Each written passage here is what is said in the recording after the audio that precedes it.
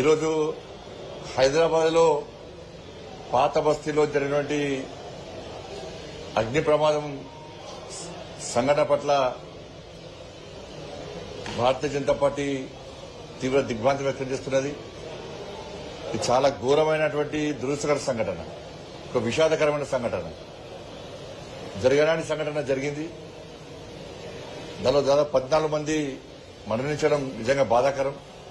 దానిలో చిన్నపిల్లలు పాపం ఎంత కొట్టుకొని పాపం వాళ్ళు ఎంత అవస్థలు పడి మరణించారో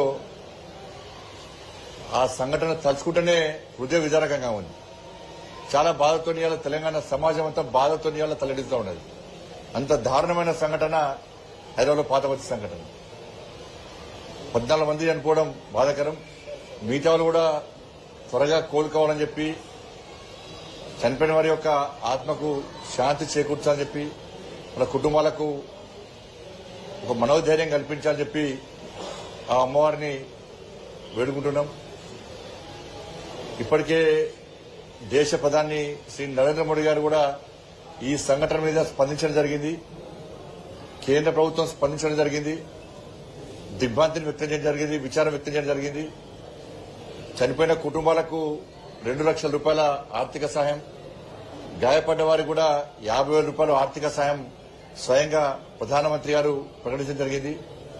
సరే, ఏవి ప్రకటించినప్పుడు కూడా ఒకసారి సంఘటన జరిగినప్పుడు అటువంటి సంఘటనలు పునరావృతం కాకుండా రాష్ట్ర ప్రభుత్వం చర్యలు తీసుకోవాల్సిన బాధ్యత రాష్ట్ర ప్రభుత్వం మీద ఉంది.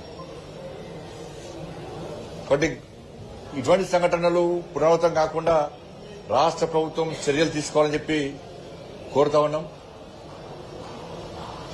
దాంతోపాటు ఆ కుటుంబాలను కూడా రాష్ట్ర ప్రభుత్వం ఆదుకోవాలని చెప్పి, చాలా పేద కుటుంబాలు ఉన్నాయి అందులో, గాయపడ్డ వారికి మెరుగైన చికిత్స అందించాలని చెప్పి భారతీయ జనతా పార్టీ రాష్ట్ర ప్రభుత్వాన్ని కోరుతా ఉన్నది. అదేవిధంగా ఈ నెల 22వ తారీఖు నాడు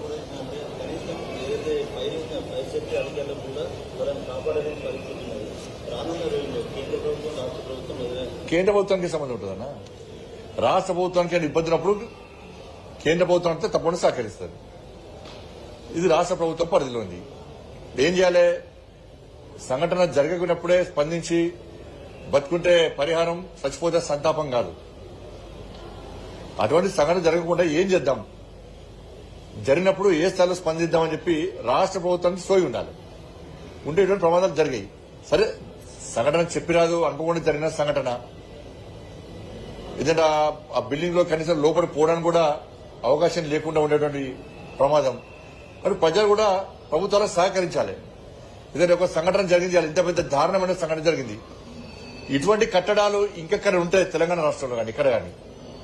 దాన్ని సరి చేసుకుని రేపు మనకు కూడా ప్రమాదం వస్తే, మన ఇళ్లలో ప్రమాదం వస్తే, రేపు ఫైర్ ఇంజన్ వాళ్ళు వస్తే కూడా వాళ్ళకు వెసులుబాటు ఉండే విధంగా, వాళ్ళు కాపాడే విధంగా ఉండే విధంగా ఏ విధంగా మనం సౌకర్యాలు మెరుగుపరుచుకోవాలో ప్రజలు కూడా సౌకర్యాలు మెరుగుపరుచుకునే విధంగా ఆలోచన ప్రజల్లో కూడా రావాలి. ప్రజల్లో కూడా చైతన్యం రావాలి. ప్రభుత్వాలు విమర్శించాలి. విమర్శించే పనిగా కాదు. ఇలా సంఘటన జరిగింది, ఫైర్ స్టేషన్ వాళ్ళు లోపలికి కాపాడే ప్రయత్నం చేస్తున్నారు, కానీ లోపలికి పోయే అవకాశం లేదు దానిలో. ఇది తప్పేవారిది. కాబట్టి ఇటువంటి కట్టడాలు ఎక్కడ ఉన్నా కూడా, మళ్ళీ అప్పీల్ చేస్తున్నా, ఇటువంటి కట్టడాలు ఎక్కడ ఉన్నా కూడా దయచేసి సరి చేసుకోండి. రేపు అనుకోకుండా ప్రమాదం చెప్పకుండా చెప్పొచ్చేది కాదు. అనుకోకుండా వచ్చినప్పుడు ఆ ప్రమాదం నుంచి మనల్ని కాపాడాల్సిన బాధ్యత సంబంధిత వ్యవస్థ మీద ఉంటుంది. కాబట్టి వాళ్లకు సహకరించే విధంగా అన్ని రకాలుగా మనం ఏర్పాటు చేసుకోవాల్సిన బాధ్యత ఉందని కోరుతా ఉన్నాం.